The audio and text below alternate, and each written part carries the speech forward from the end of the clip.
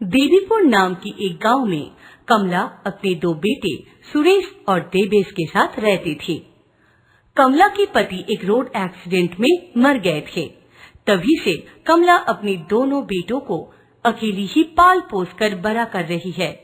कमला की बड़ा बेटा सुरेश एक प्राइवेट कंपनी में काम करता था और उसकी छोटा बेटा कॉलेज में पढ़ता था।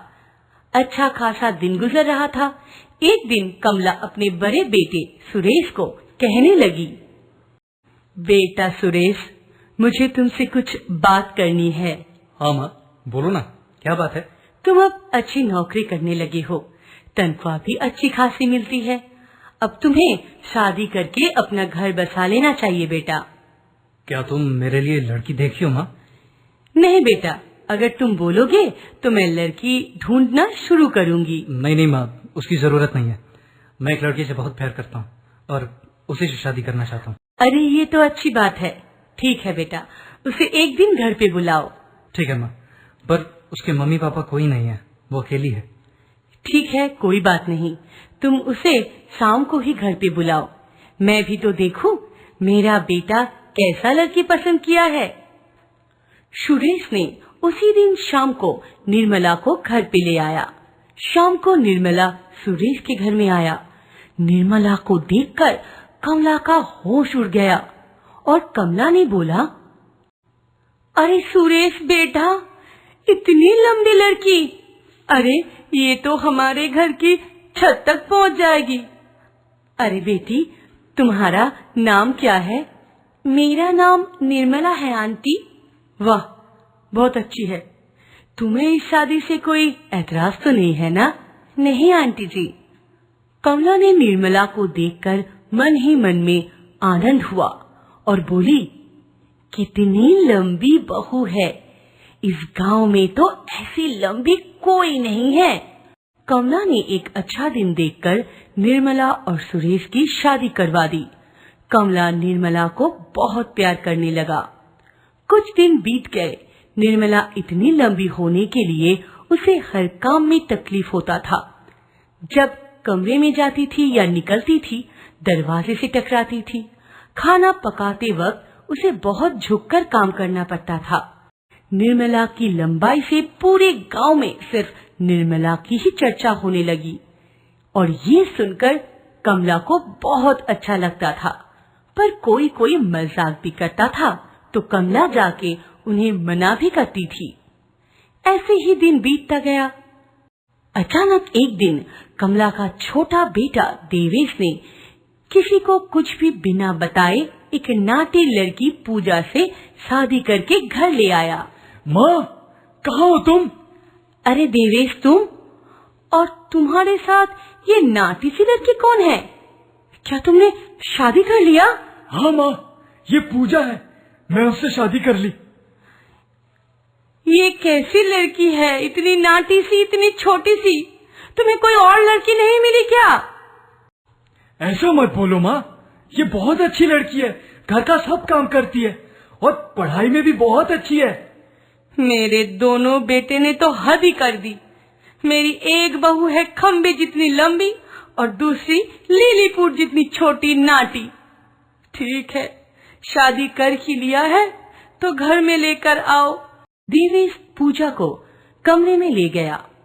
पूजा को निर्मला से दिखने में अच्छी थी और इस बात से निर्मला को जलन होती थी। एक दिन, छोटी बहू पूजा, मेरा कमरा बहुत गंदा हो गया है, थोड़ा साफ कर देना जरा। ठीक है माँ जी।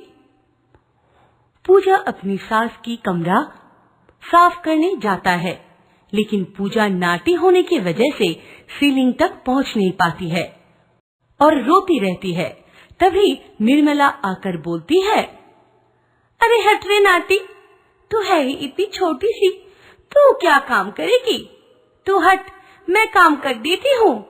मेरी हाइट देखी है, ऊंची सीलिंग तक पहुंच जाऊंगी। ये कह के निर्मला पूजा को हटा के सास की कमरे की साफ सफाई कर दी। अगले दिन सुबह निर्मला उसकी दोनों बहू को लेकर मॉर्निंग वॉक पे जाने लगे। तभी रास्ते में एक पेड़ में बहुत सारे फल देखकर निर्मला ने कमला से कहा, माँ जी, क्या आप फल खाएंगे? हाँ, क्यों नहीं? रुकिए, मैं अभी पेड़ से तोड़कर देती हूँ। निर्मला लंबी होने के कारण हाथ से ही फल तोड़ के कमला को दी और कमला ने खा के बोली, बड़ी बहू, तुम कितनी अच्छी हो, तुम्हारा तो कोई जवाब ही नहीं। तुम्हारी लंबाई कितनी काम में आती है, और ये छोटी बहू इतनी नाटी है कि कोई भी काम नहीं कर पाती है। मैं क्या करूँगी इसकी? कमला की ऐसी बात सुनकर नाटी बहू पूजा को बहुत बुरा लगता है और वो रोती हुई घर वापस चली जाती है। निर्मला भी हमेशा पूजा को नाटी बोलकर चिढ़ाती रहती है। और एक दिन निर्मला बोली, अरे, मेरी लंबाई तो किसी काम में आती है, लेकिन तुम इतनी नाटी हो कि तुमसे तो कोई काम भी ठीक से नहीं होता है। अब तो माँ जी भी मुझे तुमसे ज्यादा प्यार करने लगी है। अब तुम क्या करोगी? कमला भी अब पूजा से निर्मला को ज्यादा पसंद करने लगी थी। पूजा को ये सब बात बहुत बुरा लगता था और उसने सोचा कि फिर से पढ़ाई चालू कर देगी। जैसा सोच वैसा काम। पूजा ने पढ़ाई शुरू कर दी और नौकरी की पढ़ाई करने लगी। पूजा बचपन से ही पढ़ाई में बहुत अच्छी थी। पूजा ने जी जान लगाकर पढ़ाई की और नौकरी की परीक्षा पास कर गई और एक अच्छी सी कंपनी में नौकरी भी मिल गई। इस सारी गांव में फिर से चर्चा होना शुरू हो गया, लेकिन इस बार पूजा की नौकरी को लेकर। तभी पूजा घर आती है। पूजा थी बहुत शांत किस्म की लड़की। ये लो माँ जी, मिठाई खाओ, मुझे एक अच्छी नौकरी मिल गई है। अब तुम्हें और बड़ी दीदी को कोई काम करने की कोई जरूरत नहीं पड़ेगी। तुम्हारी उम्र हो रही है और निर्मला दीदी भी इतनी लंबी होने की वजह से काम करने में तकलीफ होती है और मैं भी कोई काम ठीक से नहीं कर पाऊंगी। मैं एक काम करूंगी, एक काम करने वाली बाई रख लूंगी। छोटी बहू, मैंने तुझसे इतना बुरा बर्ताव किया, फिर भी तूने हमारे बारे में इतना सोचा है।